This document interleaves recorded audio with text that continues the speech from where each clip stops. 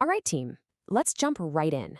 We're going way beyond the basics today to review how the best engineering teams are taking AI prototypes and making them truly scalable, production-ready systems. We're talking specifically about building a highly resilient, incredibly cost-effective cache-augmented generation, or CAG pipeline. So, how do we actually scale this stuff without totally blowing the budget? It's the exact question every single engineering manager faces the second a product gets real traction. I mean, stringing together a basic RAG script on your laptop that hits an API, that feels like magic. But serving thousands of concurrent users, that's a completely different beast. Every single token generated is burning cache, and every second your user waits just drives churn. Try scaling a naive RAG setup, and I promise you your infrastructure limits will snap and your budget will just evaporate. To actually scale this effectively, we have to hit some incredibly aggressive targets. We're talking about slashing our expensive LLM calls by 30 to 70%, all while rigidly keeping our latency under 2 seconds. Hitting these numbers isn't just some technical flex for a sprint review. It is the fundamental difference between a highly profitable product and an infrastructure budget that's spiraling out of control. We absolutely have to optimize the compute layer. Here is our roadmap for today's review. We'll start with scaling AI for production, look at the end-to-end pipeline, dive into smart caching and routing, then context and hybrid retrieval, move on to streaming and answer validation, and finally wrap up with the data foundation. Okay, part 1, scaling AI for production. To pull this off, we've got to balance 4 non-negotiable SLAs.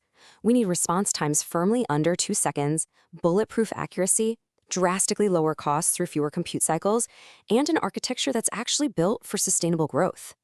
These aren't just nice-to-haves. These are the core metrics we track our engineering team's success against. Basically, if an architectural choice doesn't support these 4 pillars, it doesn't make it into production. Moving on to part 2, the end-to-end pipeline. Think about the journey of a single user query for a second. In a mature system, it doesn't just blindly hit the LLM. It hits an orchestrator, routes through an intelligent caching layer, triggers hybrid retrieval, gets carefully assembled by a context builder, and undergoes strict validation before the user even sees a word.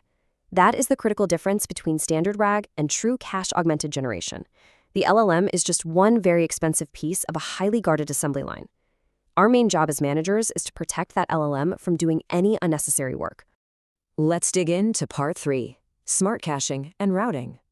Right at the front door, we have our query orchestrator. Look, users rarely ask perfectly clean questions, right? So this orchestrator acts like a strict bouncer. It cleans, standardizes, and extracts the actual intent from messy inputs. It's our definitive decision engine because not every single query deserves to burn LLM compute. The engineering goal here is simple but massive. Intercept and route as much traffic as humanly possible before it costs us a single cent. We handle this interception with a dual-layer strategy. First up, an L0 cache built in Redis for lightning-fast exact match lookups, basically word-for-word hits. Then, we back that up with an L1 semantic cache powered by Qdrant. Since Qdrant uses vector search, it actually understands when 2 totally different strings of text mean the exact same thing.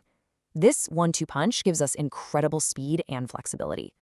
Imagine a massive traffic spike. 500 users all ask, "What is the refund policy?" Redis catches those exact repeats instantly. But then user 501 comes along and types, "How do I get my money back?" They didn't say the word refund, so Redis totally misses it. No problem. Qdrant's semantic cache catches the identical intent and serves the cached answer anyway. Boom, another expensive generation cycle saved. The business impact here is huge. That smarter caching directly translates to those 30 to 70% compute savings we talked about earlier.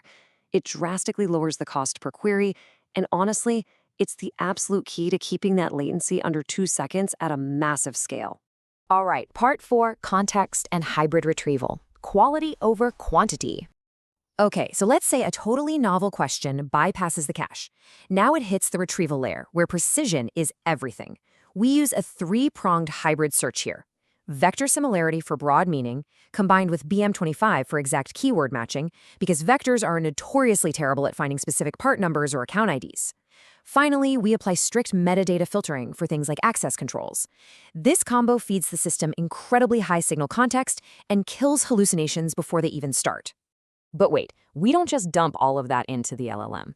Our context builder meticulously deduplicates the chunks, re-ranks them by pure relevance, and explicitly limits the payload to just 1 to 2,000 tokens. Why? Because massive context windows are a total trap. Shoving 100,000 tokens into a prompt just spikes your latency, balloons your costs, and usually confuses the model anyway.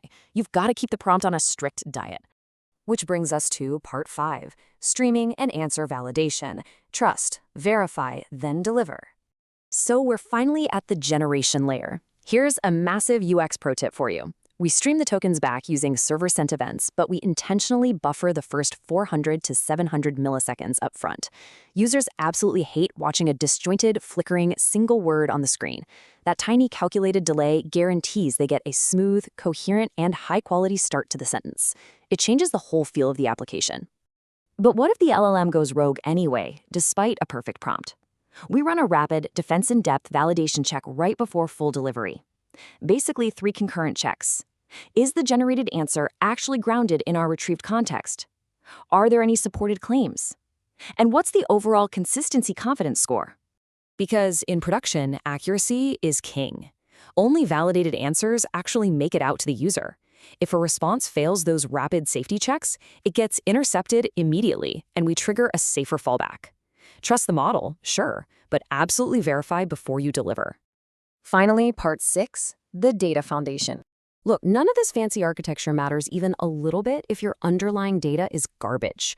Our ingestion pipeline has to be brutal. We extract text reliably, and then, this is crucial, we don't just chop it up by arbitrary character counts. We use smart chunking to break things into logical units like complete paragraphs or distinct concepts.